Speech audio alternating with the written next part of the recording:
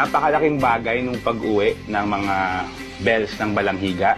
Hindi to inasahan kasi napakatagal na panahon na nawala nung mga kampana doon sa Balanghiga. Over the last few decades, parang ang daming efforts ng iba't ibang mga grupo sa Amerika, maging ito sa Pilipinas. Pero hindi pumapayag yung isang grupo ng mga war veterans sa US.